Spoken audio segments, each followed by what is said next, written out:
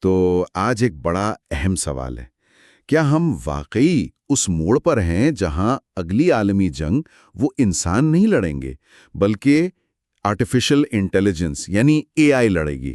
جی، یہ سوال آج کل بہت گردش میں ہے۔ دیکھیں، ٹیکنالوجی نے تو ہمیشہ جنگ کا نقشہ بدلا ہی ہے نا، تلواروں سے لے کر ایٹمی ہتھیاروں تک۔ بالکل۔ تو اب سوال یہ ہے کہ اے آئی یہ کیا کرنے والی ہے؟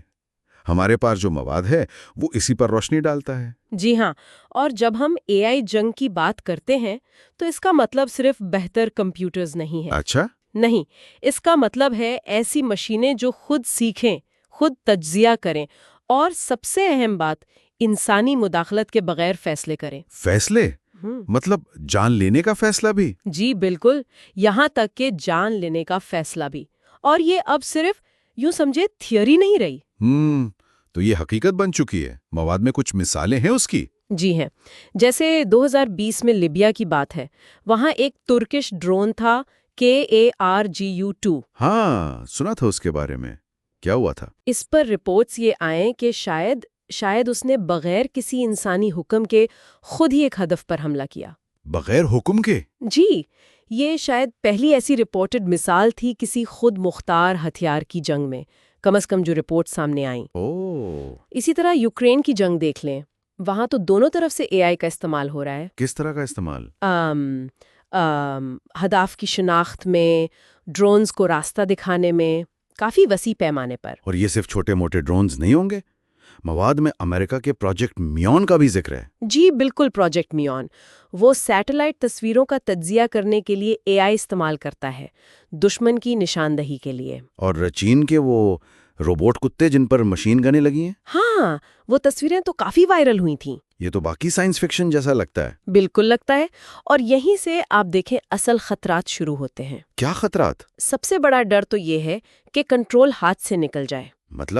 مطلب یہ کہ اگر اے آئی سسٹم کوئی غلطی کر دے، اگر وہ شہری آبادی اور فوجی ہدف میں فرق نہ کر پائے، خدایا، یا پھر فرض کریں دو مخالف اے آئی سسٹم ہیں اور کسی خرابی یا غلط فہمی کی وجہ سے وہ آپس میں ہی لڑنا شروع کر دیں، تو انہیں روکے گا کون؟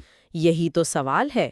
کچھ ماہران تو، جن کا ذکر مواد میں بھی ہے، وہ اسے ایٹمی ہتھیاروں سے بھی بڑا خطرہ سمجھتے ہیں۔ ایٹمی ہتھیاروں سے بھی بڑا؟ کیوں؟ اس لیے کہ اے آئی سیکھتی ہے، وہ بہتر ہوتی جاتی ہے۔ ایک بار جنگ شروع ہو گئی تو شاید اسے روکنا ممکن ہی نہ رہے۔ یہ تو ہوئی میدان جنگ کی بات، لیکن ایک اور جنگ بھی تو ہے جو اے آئی لڑ سکتی ہے، وہ خاموش جنگ، سائبر وارفیئر۔ ہاں، یہ بہت اہم نکتہ ہے، سائبر جنگ۔ اس بارے میں کیا کہتا ہے نواد؟ مواد یہ بتاتا ہے کہ اے آئی اب صرف ہیکنگ کے لیے استعمال نہیں ہو رہی، وہ بہت آپ کہیں پیچیدہ حملے کر سکتی ہے۔ جیسے پاور گریڈز، ہسپتال، بینکنگ سسٹم، جو ہمارا اہم انفراسٹرکچر ہے۔ اور اس سے بھی زیادہ پریشان کن بات یہ ہے کہ اے آئی کے ذریعے جعلی خبریں، ڈیپ فیکس، یہ سب بنا کر پھیلایا جا سکتا ہے۔ الیکشنز پر اثر انداز ہونے کے لیے؟ بالکل، عوامی رائے بدلنے کے لیے، معاشرے میں انتشار پھیلانے کے لیے۔ یہ ایک ایسی جنگ ہے جو نظر نہیں آتی مگر تباہی پھیلا سکتی ہے۔ اور اس سب کا ہمارے خطے پر کیا اثر ہو سکتا ہے؟ خاص طور پر پاکستان اور ہندوستان دونوں ایٹمی طاقتیں ہیں۔ یہی تو اصل تشویش ہے۔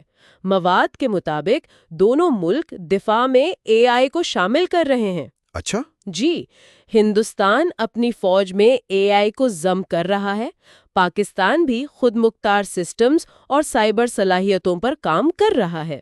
تو پھر خطرہ کیا ہے؟ خطرہ یہ ہے کہ اس نئی ٹیکنالوجی کے لیے کوئی واضح قانون یا رابطے کے طریقے نہیں ہیں دونوں ملکوں کے درمیان۔ تو ایک چھوٹی سی تکنیکی غلطی یا اے آئی کی طرف سے کوئی غلط اندازہ وہ بہت جلدی ایک بڑے تنازع میں بدل سکتا ہے، خاص طور پر جب ایٹمی ہتھیار بھی موجود ہوں۔ بالکل، یہ بہت خطرناک صورتحال بن سکتی ہے۔ تو ان تمام خطرات کو دیکھتے ہوئے میدان جنگ سے سائبر سپیس تک اور پھر ہمارے اپنے خطے میں، کیا اس کو روکا جا سکتا ہے؟ کیا کوئی راستہ ہے؟ امید تو رکھنی چاہیے، لیکن وقت بہت کم ہے۔ تو کیا کرنا ہوگا؟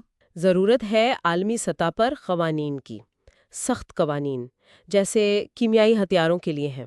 صحیح۔ شاید ایسے ہتھیار جو مکمل خود مختار ہوں، یعنی بغیر انسانی حکم کے جان لے سکیں، ان پر مکمل پابندی لگانی پڑے۔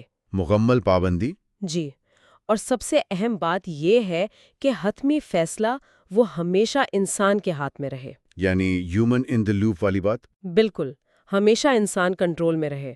دیکھیں، ہم نے ایٹمی ہتھیاروں کے معاہدوں سے سیکھا ہے کہ یہ کتنا مشکل ہوتا ہے۔ جی وہ تو ہے۔ اور اے آئی تو شاید اس سے بھی زیادہ پیچیدہ معاملہ ہے۔ ٹیکنالوجی واقعی ایک دو دھاری تلوار ہے، مددگار بھی، تباہ کن بھی۔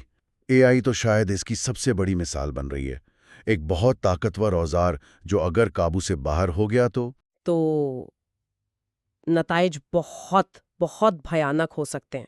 اور جو مواد ہم دیکھ رہے ہیں اس کا آخری خیال یا شاید ایک وارننگ کہہ لیں، وہ یہی ہے کیا کہ اگر ہم نے ابھی اسی وقت صحیح فیصلے نہ کیے، انسانی کنٹرول کو یقینی نہ بنایا تو ہو سکتا ہے اگلی جنگ واقعی انسان نہ لڑے، اے آئی لڑے، اور وہ جنگ وہ شاید ہماری آخری جنگ ہو۔